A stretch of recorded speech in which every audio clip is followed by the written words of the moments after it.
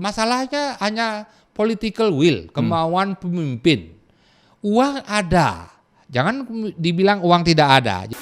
Maka Januari sudah kita bilang bukan hanya buka Bali, bye-bye pandemi gitu. Jadi sekali lagi vaksin itu bukan hoax, itu bukan hasil konspirasi. Tribun Bali Podcast.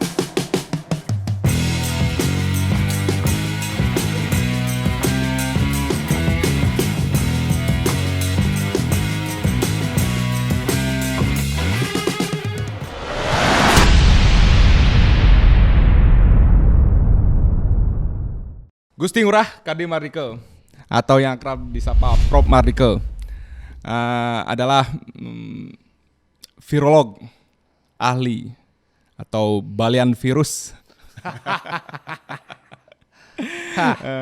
yang Jangan selama balian, nanti orang-orang bawa daksine itu ke pondoknya. Ya. yang selama ini cukup aktif ya, sangat aktif bahkan. Beliau selain menjalani swadharmaning sebagai guru pengajian di Universitas Udayana, beliau juga adalah tim pakar ya di COVID-19 di pusat. Prof, Ya. sekarang ada kabar gembira nih, baru kemarin diumumkan oleh menteri kita, Bali, penerbangan Bali Internasional kabarnya akan dibuka pada waktu dekat ini. Gimana Prof kira-kira itu menurut penerawangan Pak Prof nih sebagai balian virus? Saya belum tahu tentang aturan yang baru ya. Bagaimana filter untuk wisatawan atau pelancong atau traveler dari luar negeri masuk Indonesia, masuk Bali. Pertanyaannya di karantina di mana?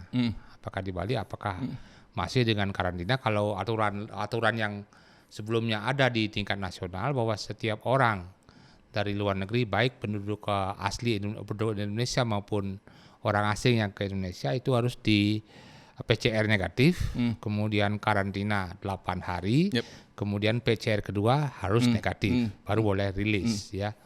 Nah ini aturan barunya saya belum tahu, jadi mohon dicek kembali tentang aturan barunya.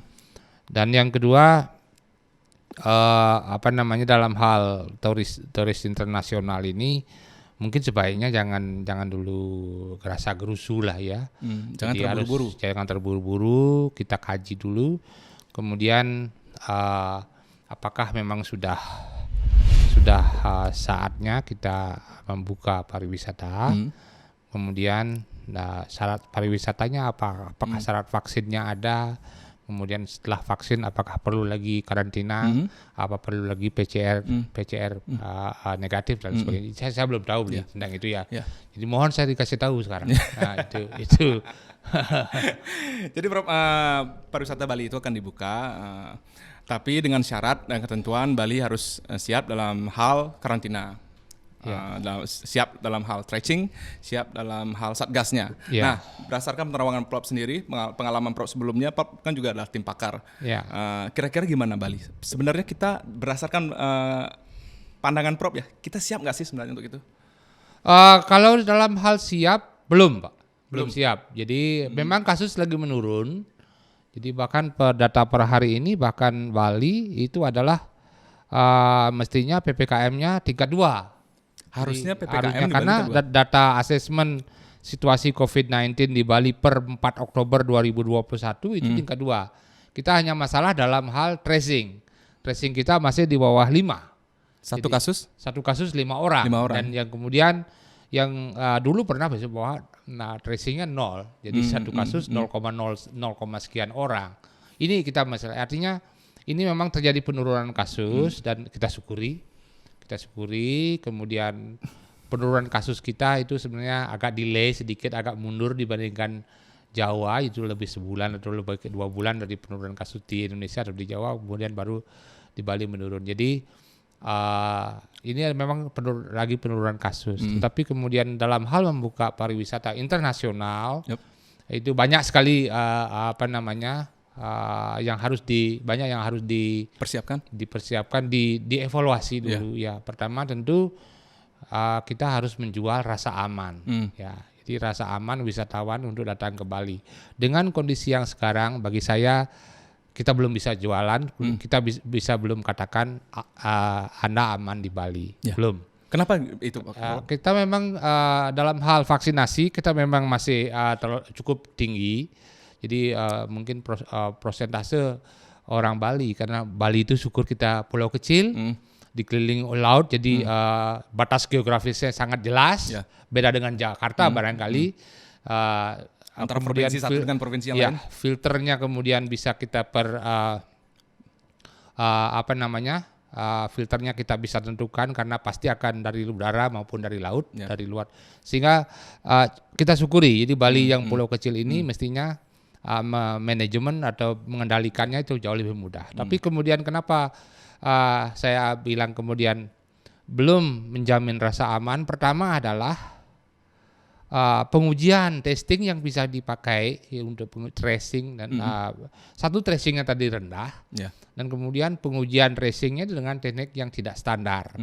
Teknik standar tracing hanya satu, PCR. Jadi orang wisatawan internasional akan yang real dulu ya. Tentu ada juga wisatawan internasional yang sudah sangat kangen pada Bali, sudah tidak peduli pokoknya sampai di Bali, ya pokoknya itulah. Tapi secara umum ya, teknik baku internasional untuk deteksi COVID ini hanya dengan PCR, tidak dengan rapid antigen. Ini tidak dengan yang lainnya. Data yang nasional yang saya miliki dalam 1, 2 atau 1 bulan terakhir, 75% sampel diperiksa dengan rapid antigen. Hanya 25% yang diperiksa dengan PCR. Ini kelemahannya besar. Karena sekali lagi untuk rapid antigen itu sensitivitasnya kalau saya boleh menyebut 80-85%. Artinya apa? Dari 100 orang yang positif, kemungkinan hanya 80 yang terdeteksi positif, sedangkan sisanya tidak seolah-olah negatif. Itu sangat lemah ya. Ada 20 yang lubangnya cukup besar. Itu jadi pertama tadi kita tidak bisa menjual you safe in Bali, Anda aman di Bali karena filter kita itu dengan antigen, rapid antigen, jadi substandar. Kemudian yang kedua adalah fasilitas diagnostik di Bali itu terbatas. Ya, saya pernah mendapat informasi bahwa kapasitas terpasang untuk PCR di Bali hanya sekitar 4.000 sampai 5.000 sampel per hari. Standarnya? Kalau kita membayangkan sekarang, kalau seandainya pernah ada letupan seperti yang lalu, ada letupan sampai 1.000 kasus per hari, kita paling tidak harus mendeteksi 15.000 sampel dalam sehari. Baik. Itu kita tidak mampu. Nah, jadi itu dua hal. Jadi diagnostik dan fasilitas diagnostik itu substandar dan jumlahnya tidak memadai. Yang ini mestinya diganti dengan teknik robotik. Dengan robot itu Bali hanya memerlukan 15 robot gitu untuk melakukan PCR, 15 robot dengan kapasitas per hari sampai 1.200. 1.200 sampel per hari kali 15 itu kita sudah mampu sampai 20.000 sampel per hari kita uji. Kemudian yang kedua, rumah sakit. Fasilitas rumah sakit yang mempunyai ICU dengan ventilator itu saya khawatir tidak memadai. Memang banyak jumlah kamar di rumah sakit diperlihatkan dalam berbagai data itu meningkat, sehingga kemudian tingkat hunian jadi menurun. Tapi pertanyaannya seberapa sophisticated, seberapa bagus fasilitas ICU dan ventilator di rumah sakit yang ada di Bali. Kemudian yang ketiga, mekanisme dan tim pengendalian COVID di Bali itu bagi saya itu tidak mempunyai wewenang mengambil keputusan yang segera. Saya ambil contoh, kalau saja ada tim yang bagi saya harus dipimpin oleh gubernur, karena yang punya kekuasaan gubernur, kalau di tingkat daerah itu bupati yang memimpin mestinya.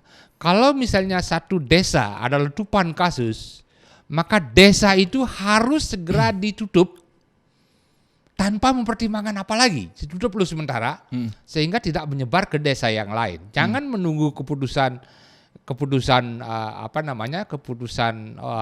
eksekutif yang bisa berhari-hari dan kasus sudah akan menyebar kemana-mana. Ini mekanismenya harus jelas orang yang mengevaluasi situasi harus ada dan harus mempunyai kekuasaan eksekutif. Dan dari tiga hal itu saya kira Bali belum siap. Tapi Bali bisa lebih siap dengan membenahi tadi sistem diagnostik, rumah sakit dan tim untuk tim pengkaji wabah ini yang mempunyai kekuasaan eksekutif yang sifatnya segera. Itu. Bisa nggak ini dibilang kebijakan kejar tayang, Prof? Karena berdasarkan apa yang Prof bilang tadi itu kan ada poin-poin mendasar yang sangat penting sekali sebenarnya kita belum tuntas. Ya berdasarkan Prof melakukan riset dan Prof sendiri adalah seorang pakarnya.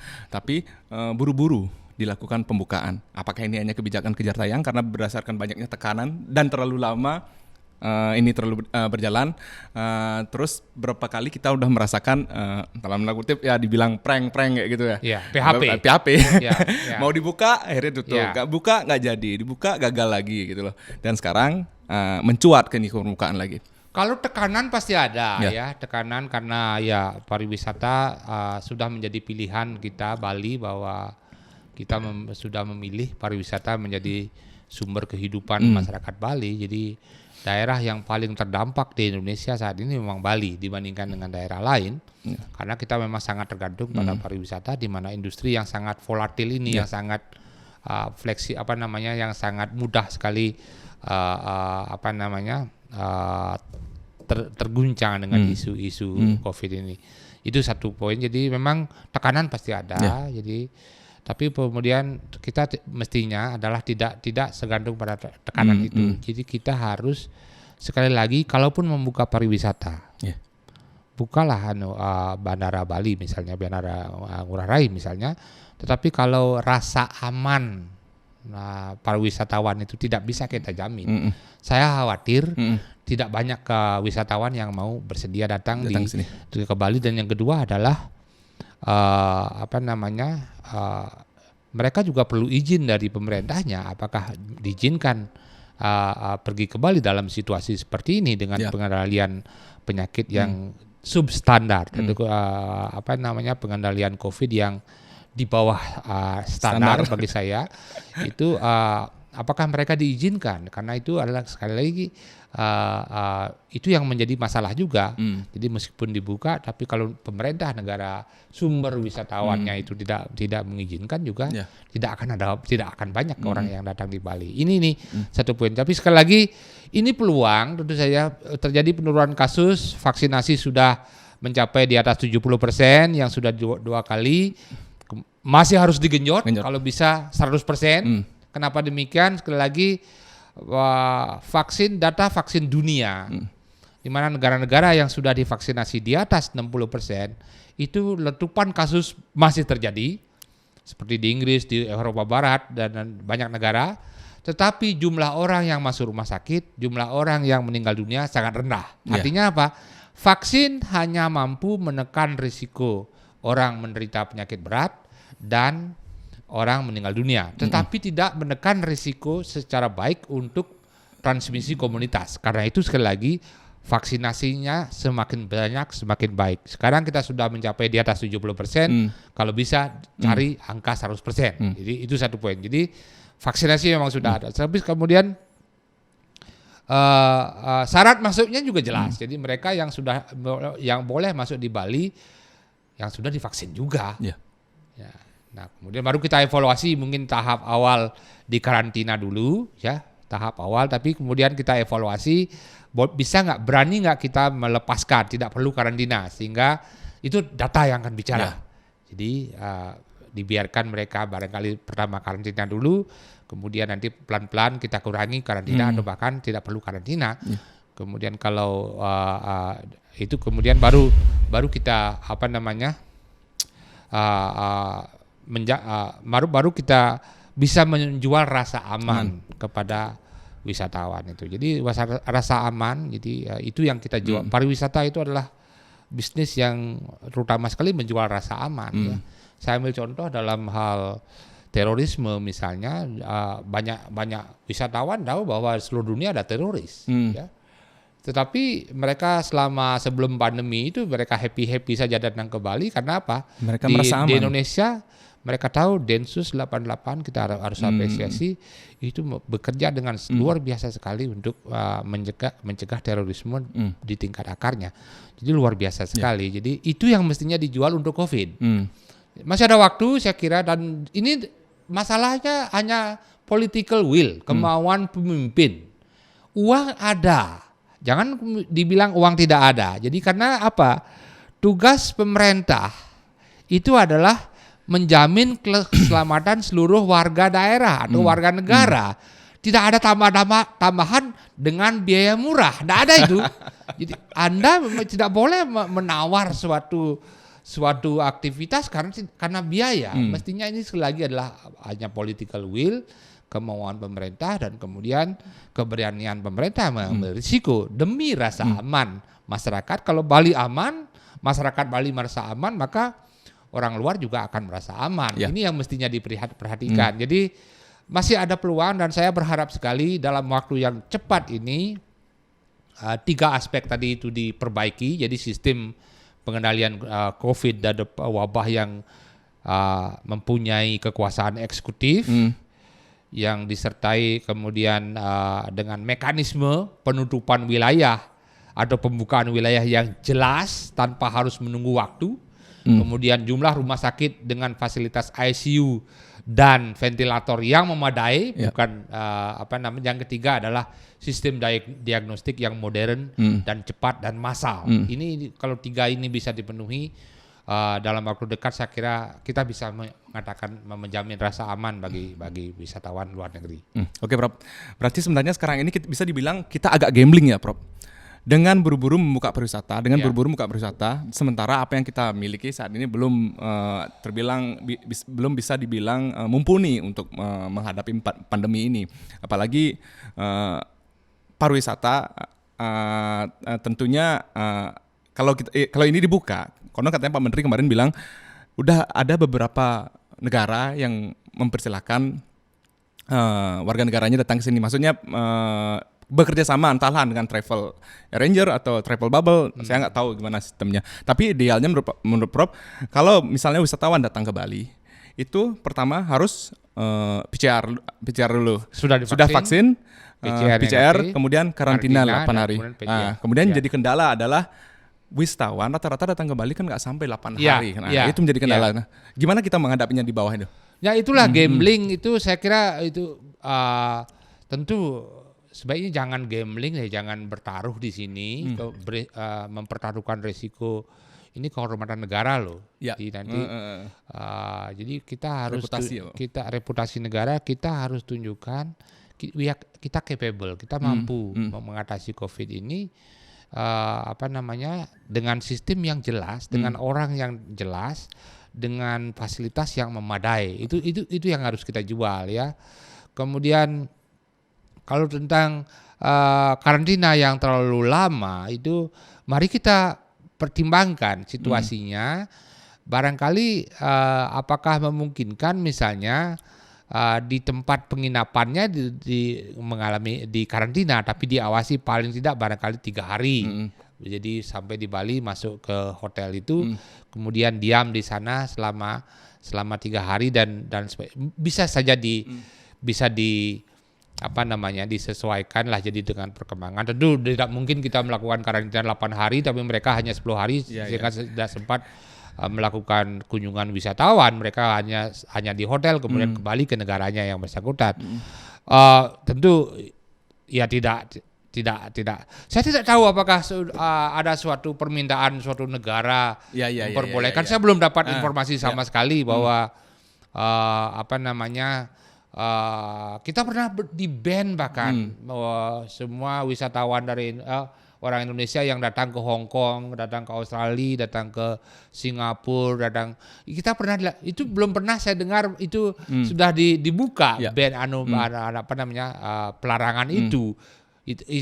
Tapi kalau misalnya wisatawan dari luar negeri datang, terutama yang Eropa Timur, Dari dulu juga ada. Jadi selama COVID itu saya pantau ya dari Rusia, dari Polandia, dari Azerbaijan dan sebagainya itu jadi ada. Jadi mereka-mereka yang memang mungkin melihat biaya murah. Jadi di Bali itu hotelnya murah, makanannya murah. Jadi mereka menggunakan kesempatan COVID ini dengan mengambil risiko kemudian seperti itu. Jadi saya belum melihat, belum mendengar data, belum melihat data bahwa ada banyak negara yang sudah mengizinkan warga negaranya untuk berwisata. Berwisata loh, bukan berkunjung untuk bisnis, bukan berkunjung untuk tujuan sosial, itu beda.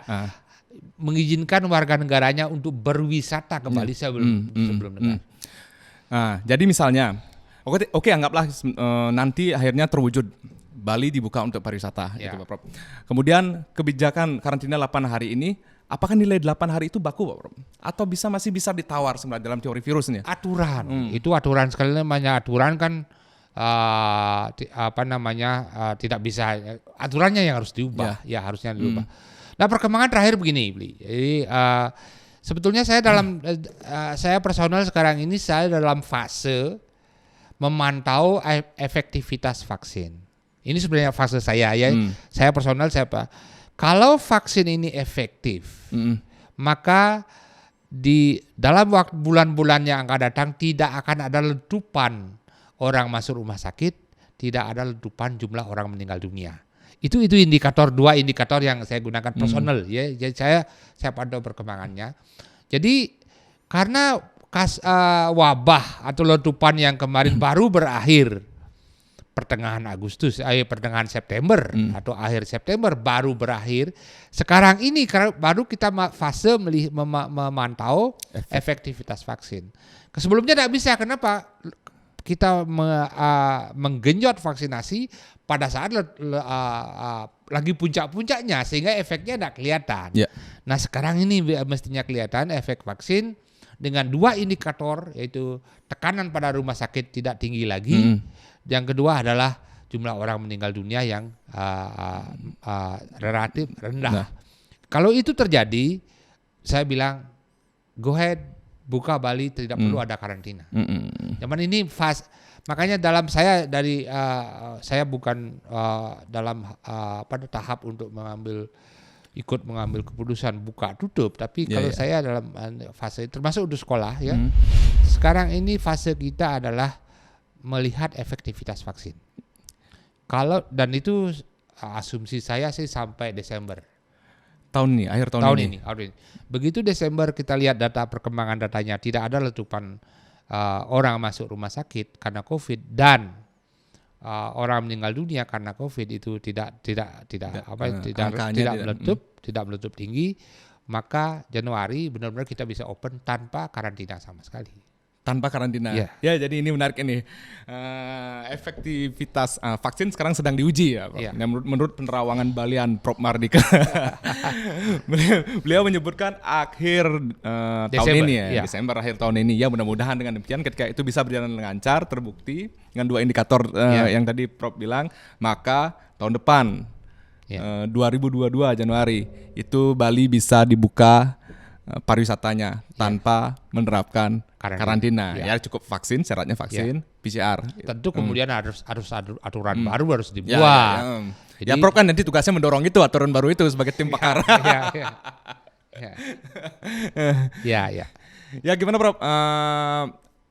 Menurut Prof ini nanti misalnya wisata sudah masuk, kesiapan di objek-objek wisata seperti apa Prof? Misalnya sekarang kan banyak tuh destinasi wisata di luar hotel, restoran, objek-objek wisata, desa-desa wisata sekarang banyak, Prof. Nah sekarang mereka itu kan istilahnya standar protokolnya, tempat cuci tangan, termogan, pakai masker, itu aja sebenarnya sekarang yang saya lihat. Peduli lindungi. Terus kira-kira kalau nanti dibuka ada hal tambahan nggak atau gimana menurut Prof? Sebetulnya open space dengan closed space itu berbeda. Di ruangan terbuka misalnya arung jeram, kemudian Di alam, wisata alam. diving, kemudian itu risikonya sangat rendah. Jadi yang tertutup itu justru di mall, Ya. ya di ruangan-ruangan tertutup yang menggunakan AC, kemudian ventilasinya tidak alami, jadi jendela ditutup.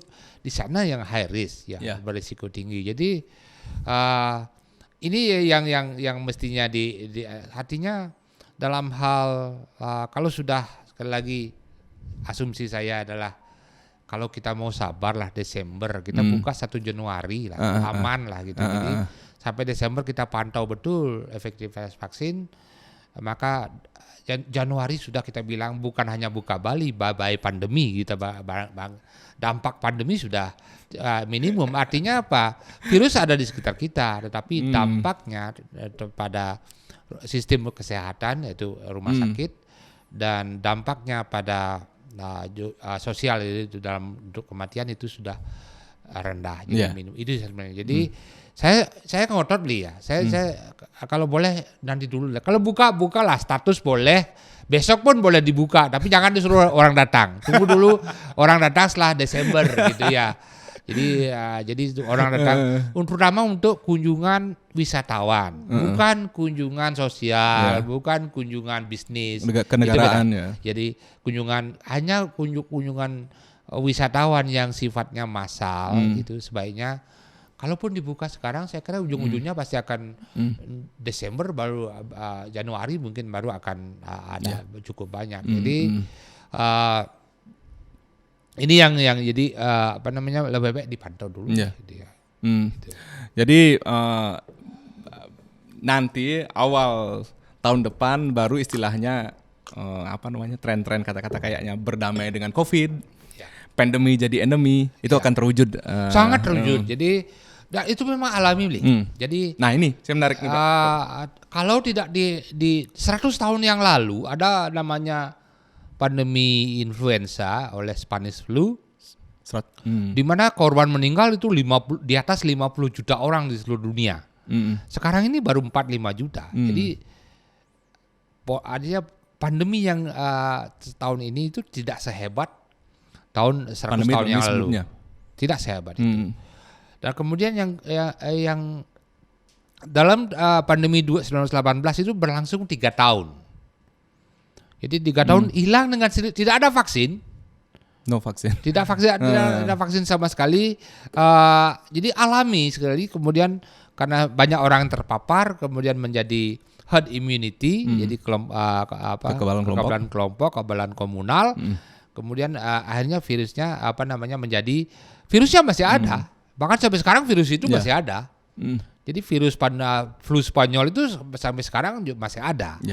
Tetapi karena herd immunity ini maka pandemi berakhir tahun 2021 ya. Nah artinya sekarang kita baru 2020 ya pandeminya 2020 kita baru 1,5 tahun lah. Menuju 2 tahun, Bro. Pertengahan 2022 baru 2 tahun. Artinya dengan teknologi sekarang vaksin sudah berhasil dikembangkan dalam waktu cepat sekali. Jadi sampai akhir tahun 2020 sudah ada vaksin, itu cepat dan dengan ini tentu kita berharap pandemi akan lebih cepat berakhir. Jadi tanpa intervensi manusia pun dia akan berakhir. Nah ini Bro, ya. Tapi kemudian dengan intervensi manusia harusnya maka lebih cepat dan dampaknya lebih minimal. Itu. Itu nih. Artinya yang ngortang virus mulu lipidan dan prome. Lipidan lego pun. Terus jangan-jangan itu grubeg saat ceritanya calon arang itu karena virus, Bro. Ya bisa jadi, saya dari beberapa ahli lontar yang saya temui bahwa cerita-cerita calon arang itu kemungkinan berhubungan dengan pandemi. Dan di Bali pandemi flu Spanyol itu ada dan dampak yang besar itu ada di Bali Tengah yaitu Denpasar, Tabanan, Badung itu dan Gianyar itu dampak yang paling besar. Kemudian itu diketahui dari apa? Apanya? Itu diketahui bahwa itu adalah flu Spanyol dari Ada laporan dari gubernur kepala pemerintahan Hindia Belanda zaman itu yang bertugas di Singaraja itu mengirim telegraf ke kantornya di Jakarta yang menyebutkan dalam waktu hanya 1 bulan ratusan ribu orang meninggal dunia. Jadi waktu itu penyakitnya namanya bah bedeg.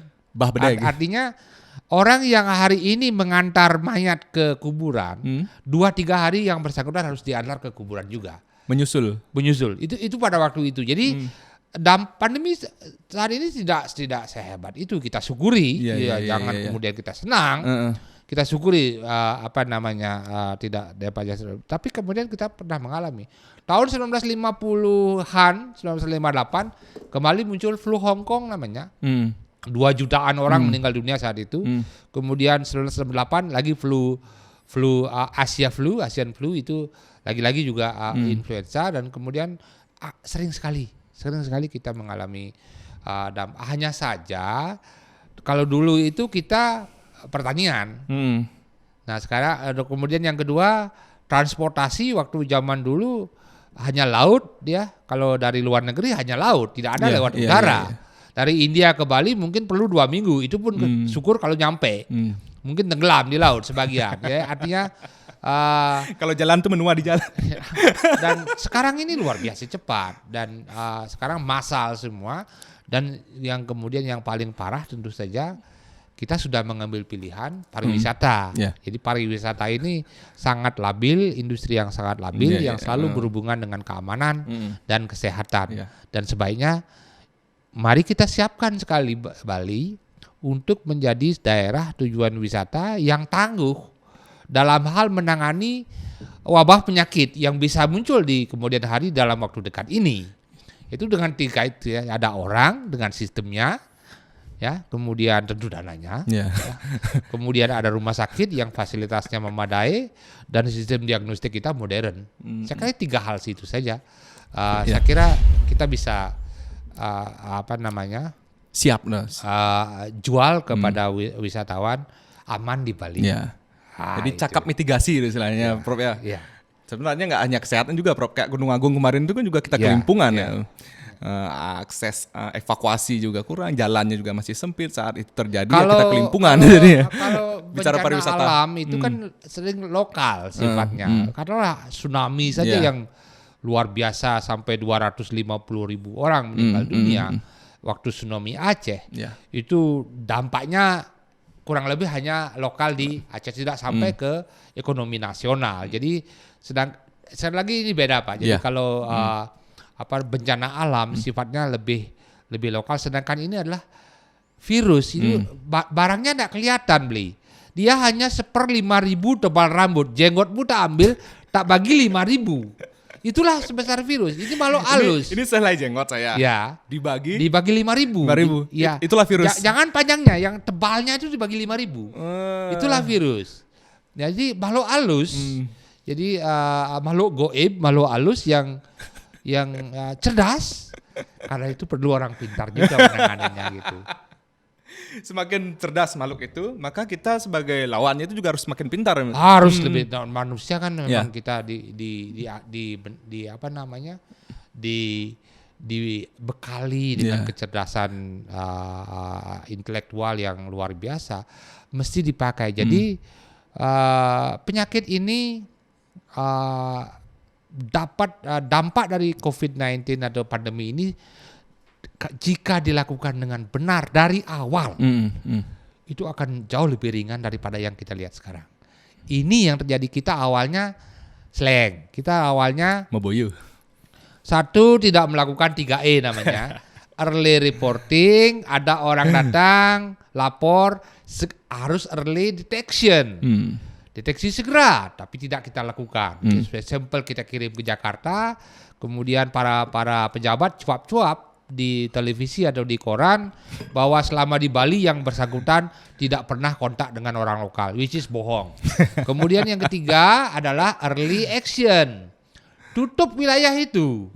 Jadi begitu ada satu desa, ada kasus yang seperti itu, mestinya desa itu saya tidak perlu tutup Bali, tutup desa itu saja dan kasih suplai logistik yang memadai di desa itu. Nah, begitu masuk seperti katakanlah misalnya kita kalau bisa turun sekitar Maret atau April tahun lalu, maka protokolnya 3T, testing, tapi sebaiknya dengan teknologi yang bagus, jangan yang substandar, tracing. Satu orang sebaiknya dideteksi 30 yang kontak atau paling tidak 15 lah. Data Bali pernah 0, jadi kenapa gitu Pak bisa 0? Nah tanya yang melakukannya ya. Yang ketiga adalah treatment. Ya, treatment itu adalah isolasinya, isolasi mandiri yang isolasi yang terpusat dari awal. Saya sudah bilang saya tidak percaya dengan isolasi mandiri. Jadi karena mereka sangat mobile. Nah, baru tahun ini kita mempunyai apa yang disebut dengan peduli lindungi.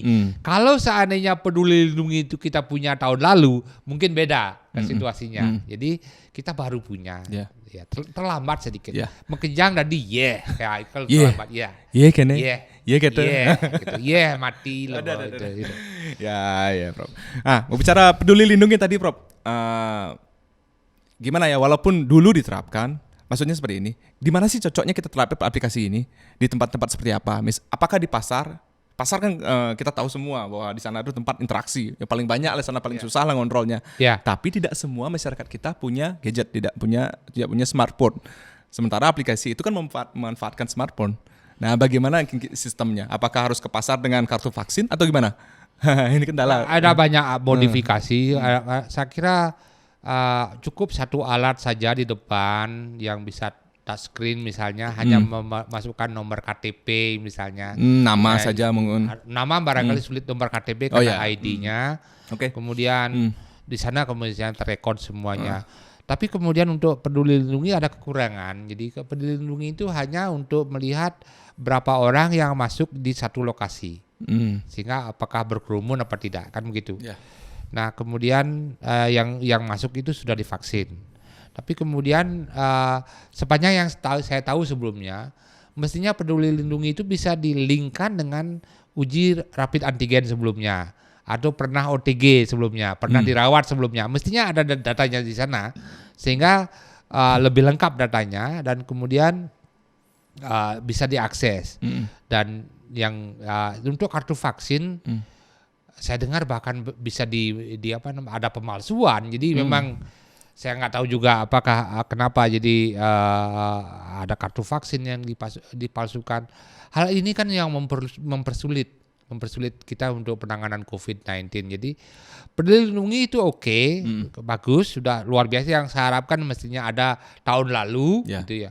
Karena di Cina, di Vietnam itu mereka mekanismenya dari awal itu sudah jelas orang yang OTG itu atau yang kontak dengannya itu kuning, kemanapun nggak boleh. Jangan saja begitu sampai masuk mall, begitu sampai di sana itu bahkan tidak boleh. Jadi keluar. Nah, itu yang dilakukan. Nah, sementara di Indonesia baru ada barangnya, kemudian belum lengkap ya. Saya menjadi bertanya-tanya juga, ini kegunaannya apa? Apakah hanya untuk melihat berapa orang yang ada di suatu lokasi, ya, crowding atau kerumunan. Tapi kemudian kalau misalnya ada orang yang sudah keluar, nggak dicatat tuh. Saya ke mall, masuknya disuruh scan, keluar disuruh scan. Artinya saya statusnya kan masih ada di ruangan itu. Iya. Ya kan?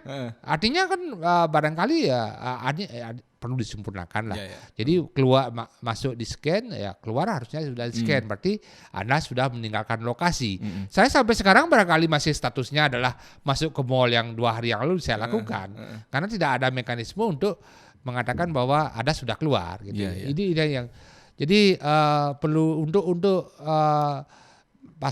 daerah-daerah yang barangkali tidak fasilitasnya tidak ada, misalnya masyarakatnya tidak mempunyai gadget semua. Saya kira bisa dimodif dengan satu orang di depan, mungkin hanya dengan nomor HP saja, nomor KTP, maka sudah cukup untuk yang bersangkutan untuk masuk dan sebagainya. Nah ini jawaban, ini solusi juga buat kita.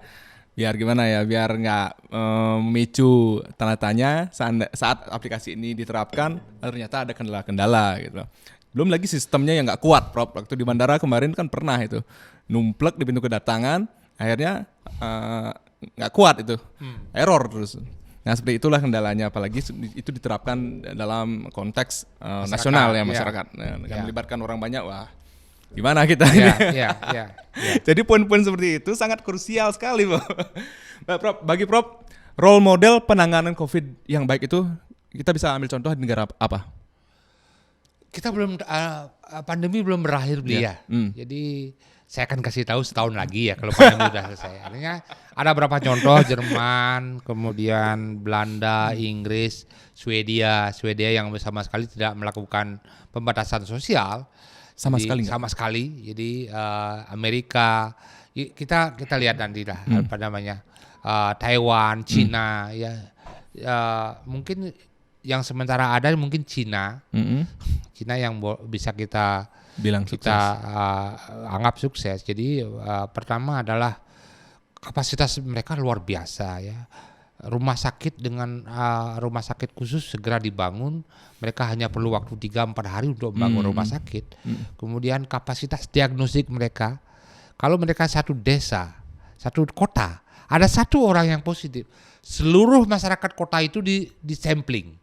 Tidak lagi hanya tracing, tapi benar-benar satu kota. Jadi misalnya Wuhan yang 13 juta orang di sana, itu hanya butuh 1 minggu untuk mendeteksi 13 juta sampel. Jadi kapasitasnya luar biasa tinggi. Kemudian rumah sakit, kemudian dengan ICU, dengan ventilator. Taiwan juga sama, jadi mereka di sana tidak melakukan pembatasan sosial, orang masih bebas jalan-jalan. Tapi kemudian memang mereka rumah sakit dengan ICU-nya sangat banyak, lengkap, dan kemudian semuanya memakai masker, sangat disiplin. Kemudian jadi masyarakat, artinya preparedness, jadi kesiapsiagaan mereka sudah teruji.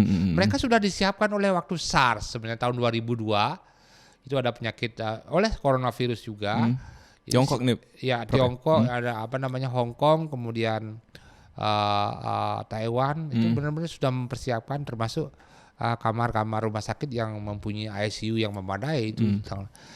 Kita akan tentu para ahli akan mengevaluasi pada saat pandemi berakhir.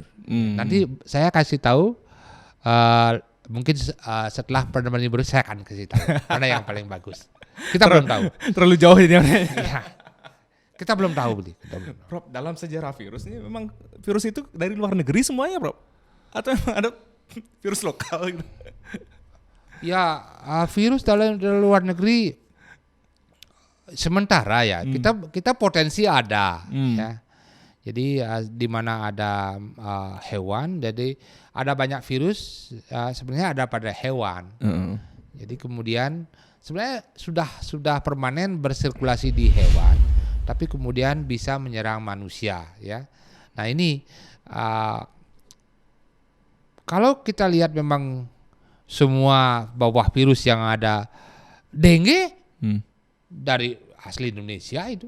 Virus demam berdarah tidak pernah disebut-sebut ada apakah dari luar negeri, apakah dari luar negeri, kita tidak tahu. Jadi kita banyak potensi, juga ada virus-virus yang berbahaya tapi yang bisa muncul setiap saat juga dan bisa menjadi ancaman bagi dunia. Nah karena itu tugas kita, tugas ilmuwan Indonesia, tugas orang Indonesia, jangan sampai virus yang ada di Indonesia menyebabkan pandemi baru dan menyebar ke penjuru dunia. Nanti ketemu virus Bali namanya, kan malu kita ya. Sekarang kita sebut virus Wuhan, orang Cina pun ngamuk dia. Kita sebut virus Bali. Nah waktu kemarin varian Delta disebut varian India, orang India ngamuk. Ya ngamuk, ini kok varian India gitu. Hanya ada Inggris juga. Dikasih kemudian alfa, beta, gamma dan sebagainya. Ya bisa saja terjadi. Kita potensi ada, potensi munculnya virus baru dari Indonesia menyebar ke dunia ada.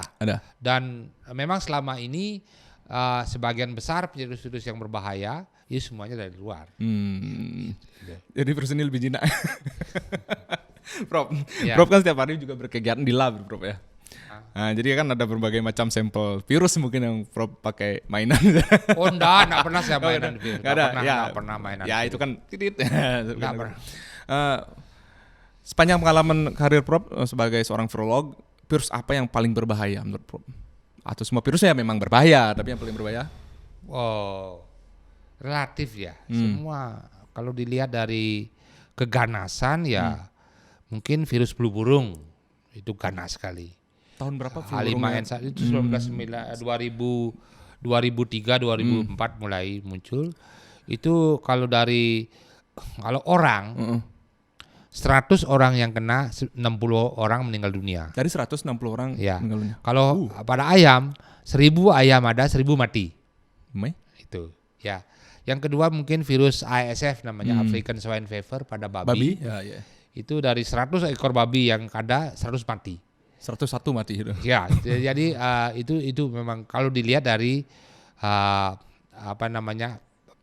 fatalitas pada hewan, spesies yang terserang. Nah, memang syukurnya tidak menyerang manusia. Yang ASF ya. Ya, ASF. Rabies sebetulnya juga sangat fatal. Jadi begitu pernah digigit orang anjing kena rabies dan belum divaksin, tidak disar, yang bersangkutan 100% mati, akan meninggal dunia gitu ya. Artinya juga sangat berbahaya. Tapi syukurnya penularannya kelihatan. Anjing. Ya, dan anjing bukan anjing jadi-jadian ya. Anjing beneran. Jadi kelihatan. Nah, sedangkan COVID-19 ini penularan lewat droplet. Kalau dulu influenza Spanish flu penularan lewat angin, aerosol. Jadi cepat sekali, jauh lebih cepat dibandingkan dengan ini sekarang lewat droplet. Jadi itu yang membuat kemudian kesulitan kita mengatasi COVID. Jadi kalau seperti rabies jelas hewannya yang bawa. Nah, sedang flu burung juga sama, belum menular antar manusia, selalu menular dari hewan ke manusia. Jadi hewannya kelihatan. Iya. Gitu, ya, itu. Dari sekian virus itu berartinya fatality rate-nya COVID-19 ini bisa dibilang rendah ya, bisa dibilang rendah. Cuma transmisinya yang cepat, ya. Dan manusia menyerang manusia. Kalau fatality rate tinggi tapi tidak menyerang manusia kan tidak apa-apa. Artinya secara sosial dampaknya tidak sebesar COVID. Hanya saja kalau sudah COVID ini karena menular manusia ke manusia, satu orang meninggal dunia itu harganya kan bagi keluarga yang bersangkutan itu sudah tidak ternilai. Jadi jangan dianggap kematian itu sebagai statistik. Jadi kematian nyawa. Jadi orang-orang yang kita sayangi, orang-orang yang kita cintai, meskipun ya harus dilihat bahwa ternyata saya melihat bahwa umat manusia cukup resilient kok. Bahwa ada kematian, kehilangan orang-orang yang kita cintai sudah sangat lazim. Tapi akhirnya umumnya orang bilang the show must go on. Jadi yang bertahan hidup harus tetap mencoba untuk kehidupan yang lebih baik gitu. Tapi kemudian yang ya udahlah cepat mengikhlaskan. Ya. Sama dengan kasus COVID-19 ini di mana jumlah orang yang dikubur di Jawa Timur misalnya sering ada foto yang benar-benar memilukan, bukan memilukan sekali, tetapi kemudian ternyata orang-orang cukup resilience lah. Jadi untuk menerima itu sebagai suatu takdir gitu ya. Tapi secara virologi, secara ilmu kesehatan dan virologi kita tidak boleh begitu. Jadi kita harus melakukan tetap yang terbaik. Meskipun hanya bisa menyelamatkan satu nyawa misalnya, itu sudah besar sekali nilainya. Itu yang mestinya. Jadi kami tidak bisa mengatakan kematian sebagai statistik. Jadi harus diusahakan semaksimal mungkin segala daya, ya ikhtiar kalau kemudian harus kita kerjakan, kemudian sehingga ada satu nyawa saja yang selamat. dari ikhtiar kita sudah berbuat sesuatu Ya. untuk kemanusiaan. Saya kira itu Bli. Ya, luar biasa sekali, sangat menyejukkan Dharma Wucana, Dharma Wucana dari Prof Mardika. Benar Prof, saya kira memang inilah sebuah bentuk ikhtiar, tidak hanya dari otoritas, tapi dari kita masyarakat bawah juga. Lagian ini sudah terlalu lama Prof. Iya. Saya mungkin sepanjang karir Prof sebagai seorang virolog juga ini krisis. Saya justru katakan, saya berkali-kali menulis tentang pandemi, jadi akan selalu saya bilang the pandemic is a matter of time, it's not a matter of if.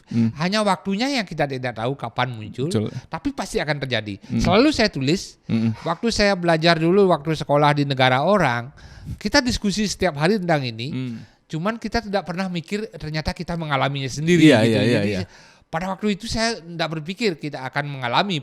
Jadi semua sekarang saya dalam WA group dengan teman-teman saya di Jerman sana, itu selalu bertanya, pertanyaan saya, waktu kita diskusi dulu pernah gak kalian mikir kita akan kena? Nggak terbayangkan ya? Nggak ada, ya itulah. Padahal kita sudah tahu, it's a matter of time, it's not a matter of if. Jadi bukan masalah, hanya masalah waktu, pasti akan terjadi. Pasti akan terjadi dan pasti akan berakhir. Pasti akan berakhir. Berakhir secara alami. Badai pasti berlalu, ya itulah. Cuman sekarang ini, secara alami, atau natural by nature atau intervensi manusia ya. Jadi by nature kemungkinan ada berapa tahun mungkin dengan intervensi manusia dampaknya bisa dikurangi, kemudian letupannya atau puncaknya bisa ditekan dan lebih cepat landai. Oke. Prof, dengan semangat kita bersama ini, semuanya tentu merindukan, mengidam-idamkan Bali seperti sedia kala, Indonesia seperti sedia kala, dan dunia seperti sedia kala. Nah, ada saran nggak Prof untuk teman-teman, untuk pemirsa yang ingin divaksin tapi masih ragu gitu loh? Nah, atas pertimbangan tertentu, atas pertimbangan harus media informasi di media sosial yang begitu tercampur aduk ya, kita susah membedakan mana yang harus kita percaya. Seperti apa sarannya Prof? Ya, vaksin adalah salah satu bukti nyata kemajuan dunia kedokteran ya. Jadi tidak kebayang kalau tidak ada vaksin, maka polio, kemudian campak pada anak-anak itu akan banyak sekali dampaknya. Setiap orang sudah kita kebal cacar ya karena sudah divaksin. Jadi vaksin adalah kemajuan dunia kedokteran yang nyata sekali mengurangi dampak daripada suatu penyakit. Satu poin. Dan teknologi sudah memungkinkan orang untuk mengembangkan vaksin dengan cepat. Jadi kalau mungkin 10 tahun yang lalu, 20 tahun yang lalu orang butuh vaksin waktu 5 tahun untuk buat vaksin. Sekarang cukup waktu 1 tahun. Tapi sekali lagi teknologinya tersedia. Kemudian hanya saja karena ini emergency, prosesnya dipercepat, tetapi kualitas data tidak ada kompromi. Jadi sekali lagi vaksin itu bukan hoax, itu bukan hasil konspirasi, ini nyata mestinya mengurangi dampak COVID-19 terhadap ekonomi dan sosial ekonomi masyarakat, sehingga pilihannya hanya satu, vaksin diri Anda. Kalau sudah ada petugas dan sudah dipanggil untuk vaksinasi, segera siapkan diri Anda dengan mudah harusnya mengatakan ya. Kemudian vaksin Anda, sekali lagi vaksin akan melindungi diri kita dan melindungi orang lain. Jadi dengan vaksinasi saja kita sudah bisa bermanfaat bagi orang lain. Sebagai bentuk ini ya, empati ya, solidaritas dan empati. Cocok ada melinggi ampun. Melinggi ada skenan sulinggi maksud yang Prof. Nanti timah. Ya ampun jero mangku dia. Ampun jero mangku. Mangku kan. Mana? Prof, ada nggak ini Prof masukan untuk kepala daerah kita, masuk untuk menteri kita, atau bahkan Pak Presiden yang belum sempat Prof sampaikan selama ini? Walaupun Prof ada di dalam tim pakar. Nah, kabarnya kan Prof juga beberapa waktu lalu sempat nggak diajak dalam agenda rapat. Artinya simple, penyakit atau pandemi ini sebenarnya bisa ditanggulangi hanya jika kita menggunakan dasar ilmu pengetahuan yang baik dan benar itu saja. Jadi teknologi untuk deteksi misalnya, untuk sementara sambil kita mencari yang baru dan kita uji dulu kualitas, mestinya tetap menggunakan teknologi yang paling standar yaitu PCR. Karena di sana akan begitu menggunakan rapid antigen yang sensitivitasnya rendah, itu kita khawatir data yang kita peroleh tidak data yang sebenarnya. Jadi lebih banyak peluangnya false negatif, jadi negatif palsu. Jadi sekali lagi COVID-19 ini bisa kita tanggulangi dengan berdasarkan kajian ilmiah yang baik dan benar. Yep. Kita punya sumber daya itu. Sekarang tinggal memanfaatkannya secara optimal, serius, dan bertanggung jawab. Political will tadi itu, Prof ya? Ya, siap. Baiklah, terima kasih Prof Mardike. Dengan senang hati. Rahayu Rajang. Semoga yang kita ikhtiarkan bersama ini, segala bentuk upaya kita bisa mewujudkan. Tugas sama-sama untuk edukasi publik nih. Dan mau wacananya Prof Mardike mudah-mudahan mencerahkan untuk kita semua. Bagi teman-teman yang masih ragu, ya bisa menjadi pertimbangan. Kalau masih ragu, ya bisa langsung datangi beliau. Baiklah teman-teman, itu podcast Tribun Bali episode kali ini bersama saya Putu Darmian dan Prof Mardike. Nanti kalau mau ada request narasumber atau siapa, silakan komen di bawah ini. Jangan lupa like and subscribe. Dan salam sehat. Tribun Bali Podcast.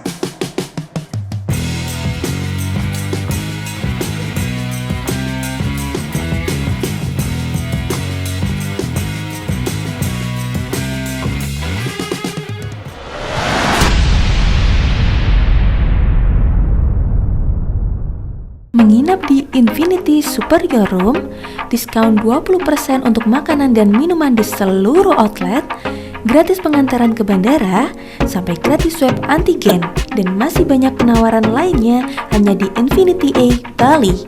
Worry free direct to infinity.